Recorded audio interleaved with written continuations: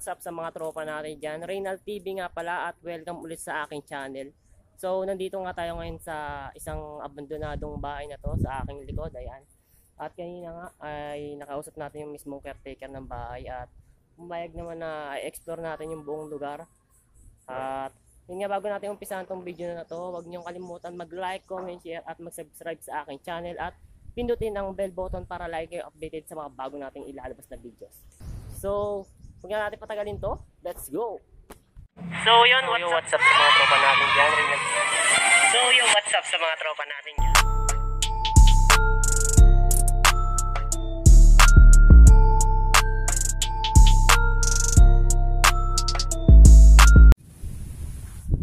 At yan nga mga tropa, andito ngayon tayo ngayon sa labas ng bahay na to.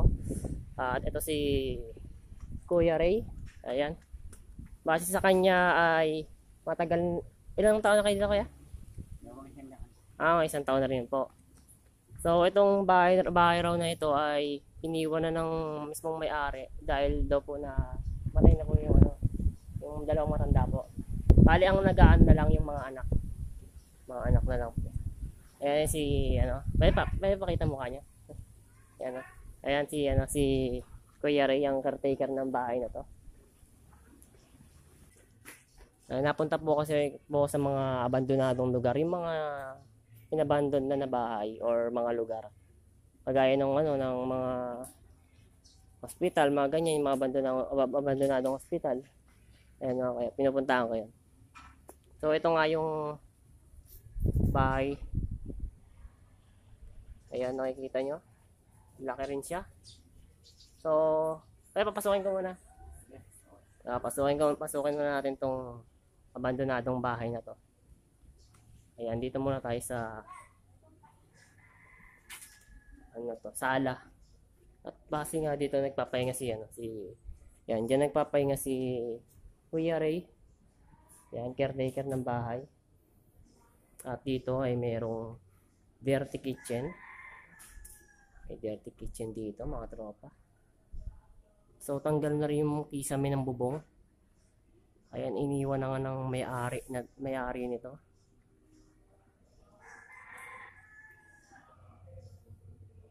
At mga tropa, tinanggal na yung hagdan dito at mahirapan tayong makapanik. Pero sabi naman ni Kuya Ray, meron naman daw akyatan dun sa kabila. Diyan sa likod, meron naman daw akyatan dyan. Subukan natin umakyat para makapanik sa taas. So punta tayo dito sa likod. Dito, isang CR. May CR dito. Duman-duma na ang kanyang struktura. Talagang pinabayaan na. Pero minsan daw dalaw pa naman daw ng mga anak ng dating may-ari.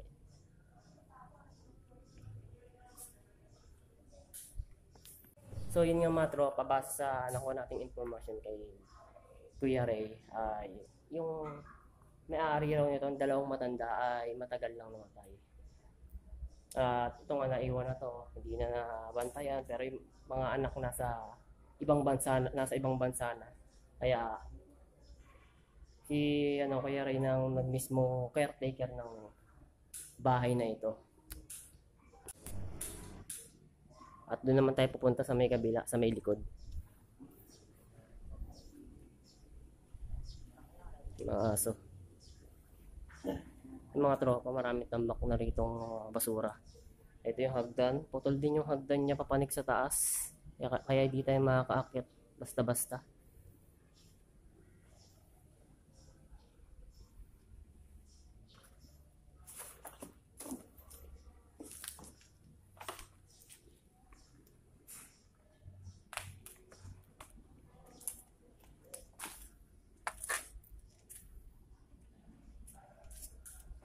May CR pa dito, isa sa likod.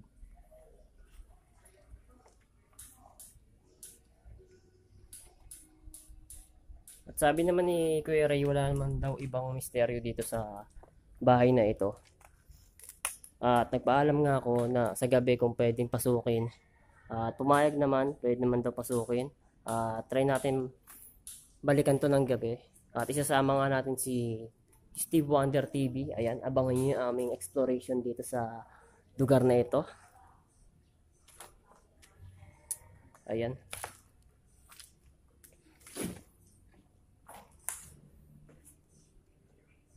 Wala na yung ano, tanggal na yung mismong kisame or ayan, second floor niya. Open na siya, mga tropa. Doon nga tayo sa likod sa sinasabi ni Kuya na meron daw hagdan kung pwede tayo makapanik doon sa taas. Mga tropa, meron pa isang kwarto rito sa labas. Ayun yung terrace. Kat tayo.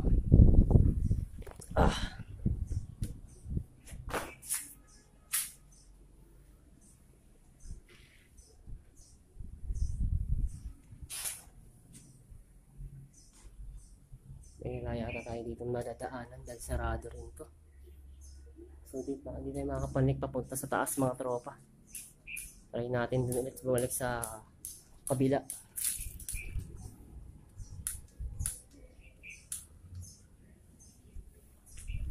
Kaya walang pwedeng maakyatan dito. Mataas. Para makapunta ako ron. Ayan, wala nga tayong makapunta, no? Maakyatan pataas. Kaya pabalik tayo dito. Try natin doon sa likod makapasok. Para makaakyat tayo sa taas. So ito nga yung mga tropa, yung labas. May ginagawa dito ang construction site. Ayun nga mga tropa, try natin kung makakakyat tayo rito. Sayang, hindi tayo makakaakyat mga tropa. Wala tayong papanikan sa taas. Hanggang dito lang talaga tayo sa baba dahil dead end na sa papuntang taas. Sayang.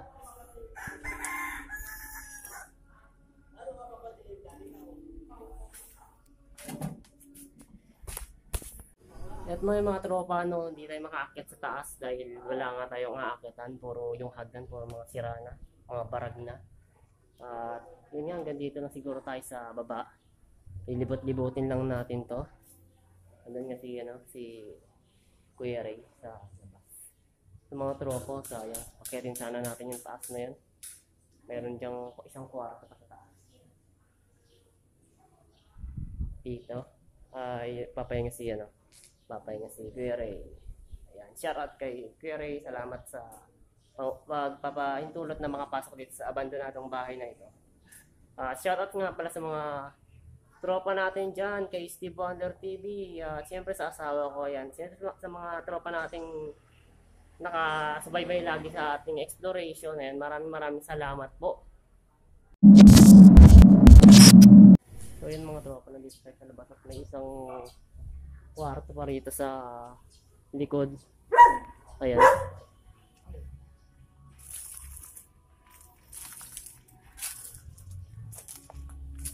Open na yung lugar. Ayan, open na yung lugar mga tropa, no? Sabi nga ni Kuya ay mayroon daw naninirahan dito sa isang kwarto rito sa bandang kanan. Kaya hindi natin pwedeng pasukin dahil meron nga raw nakatira. Yung mga tropa, hanggang dito lang yung ating exploration.